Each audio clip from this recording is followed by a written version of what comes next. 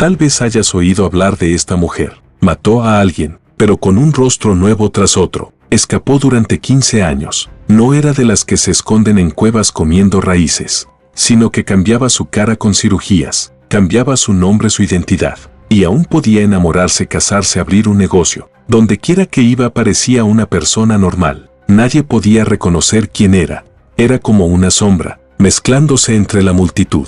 Nadie sabía qué rostro usaba, cuántas vidas llevaba en sus manos. De ser una mujer común, se convirtió en una leyenda urbana. Alguien que desaparece sin dejar rastro. Pero ¿sabes qué? El destino no olvida, solo espera su momento. Ella pensó que podría esconderse para siempre, pero al final, en el lugar más inesperado, cometió un error fatal. Hola a todos, bienvenidos a este nuevo caso. Si te gustan las historias reales y escalofriantes, no olvides suscribirte. Cada semana te traemos verdades que no creerás. Si te gusta, déjanos un comentario. Tu opinión podría inspirar nuestro próximo episodio. Hoy, vamos a hablar de una fugitiva implacable. No era una loca con un cuchillo, tampoco una genio del crimen. Su arma era la cirugía plástica. Cambio tras cambio de identidad. Logró evadir a la policía durante 15 años. Su nombre era Kazuko Fukuda. Suena como una mujer cualquiera, pero su vida nunca tuvo nada de ordinaria. En 1948, una noche fría en la isla de Shikoku, Japón, Kazuko Fukuda nació. En teoría, debía ser una chica normal, estudiar, enamorarse, formar una familia y vivir una vida tranquila hasta el final. Pero el destino no la dejó en paz. A los 4 años, su padre las abandonó a ella y a su madre. Se casó con otra mujer y cortó todo contacto. Su madre sola la llevó a la ciudad de Kanazawa para sobrevivir. De día cuidaba a su hija, de noche trabajaba como dama de compañía en un bar. Ella era pequeña, pero recordaba las luces de neón en la noche, reflejando el cansancio en el rostro de su madre y también en su corazón. En ese momento, se plantó una semilla de desconfianza. El mundo le parecía un lugar donde no podía depender de nadie. Más tarde, su madre ahorró con esfuerzo y abrió un pequeño bar.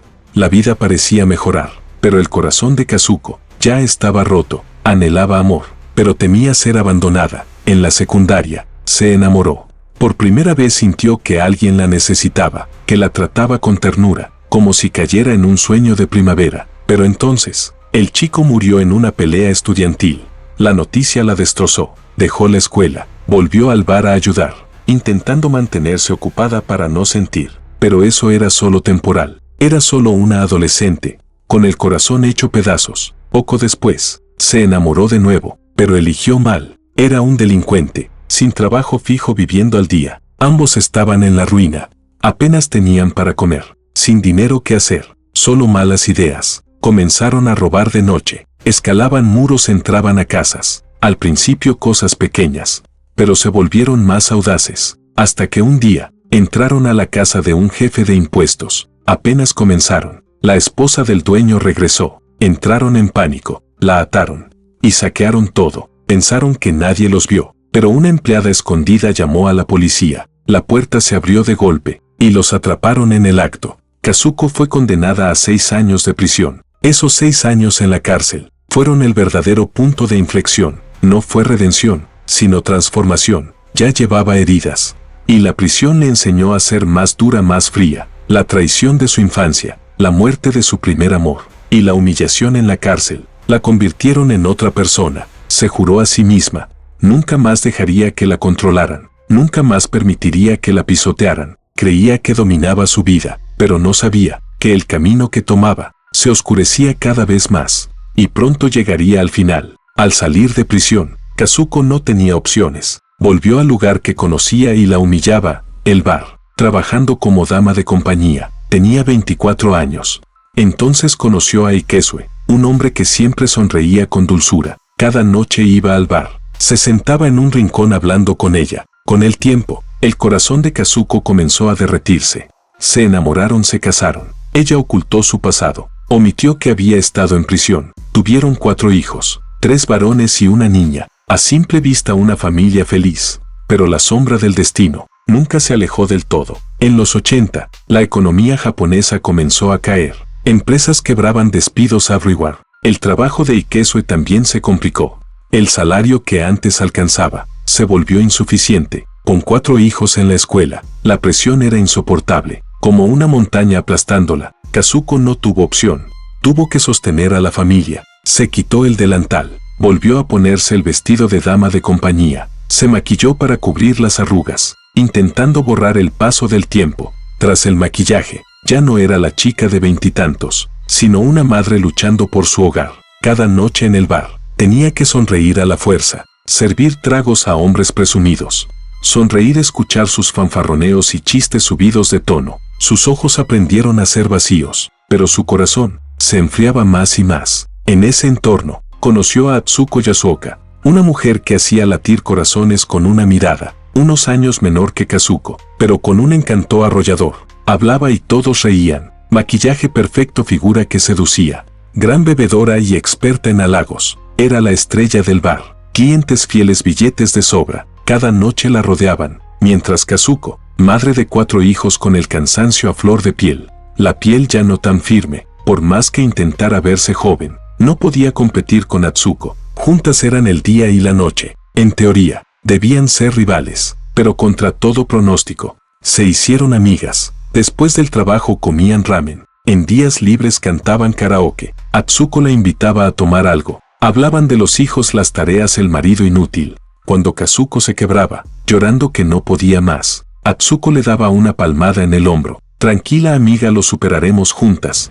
En ese momento, Kazuko la veía como familia, alguien con quien desahogarse, a quien escribirle de madrugada estoy agotada, pero nadie imaginó que esa amiga sería la chispa que cambiaría su destino. El 29 de agosto de 1982, Kazuko no pudo más. Sus 4 hijos enfermos uno tras otro, la escuela reclamando pagos, el casero tocando la puerta por la renta, en la nevera solo 2 huevos. Estaba al borde del colapso. Pensó en Atsuko, la amiga que decía cuenta conmigo. Reunió valor, fue a su casa, y humillada pidió prestado. Esperaba que Atsuko la ayudara, que tomara su mano y dijera no te preocupes, pero Atsuko solo sonrió leve, negó con la cabeza. Últimamente ando corta, voy a abrir un negocio. Palabras amables, pero con un toque de distancia. Los ojos de Kazuko recorrieron la sala. Un bolso de marca, perfume caro, electrodomésticos nuevos. En un instante sintió, Atsuko no estaba sin dinero. Simplemente no quería ayudar, como si quisiera mostrarle, esto no es para ti. En ese momento, su cabeza ardió, la rabia la consumió. Era como volver a esa noche nevada, esperando a su padre en la calle, y verlo irse con otra mujer. Esa sensación de abandono, de desprecio, explotó. No pudo contenerse, su mente se nubló, no veía nada, solo el fuego en su pecho. En un segundo, su mano tomó una cinta que Atsuko había dejado en la mesa. Con toda su fuerza, la enrolló en el cuello de Atsuko. No recuerda cuánto tiempo apretó, solo que Atsuko luchaba, con los ojos desorbitados, la boca abierta sin sonido, y luego, poco a poco se detuvo, poco a poco dejó de moverse, soltó la cinta. Atsuko yacía en el suelo, inmóvil. El piso solo tenía ese cuerpo aún tibio, y Kazuko allí, respirando con calma, sin pánico, sin lágrimas, sin huir, como si solo hubiera derramado un vaso de agua. Miró a Atsuko, caminó a la cocina, se lavó la cara, volvió a la sala, tomó el teléfono, y marcó un número conocido. Soy yo, ven rápido. Y Kesue al otro lado, no esperaba esa llamada, pensó que alguien la había lastimado, o que estaba de mal humor, pero al llegar, quedó petrificado. Atsuko en el suelo, pálida, con la cinta aún en el cuello, un silencio mortal. Sus piernas temblaron, casi cae de rodillas, con la voz rota, solo dijo, no Kazuko, tienes que entregarte, pero ella negó con la cabeza, con un susurro, no volveré ahí.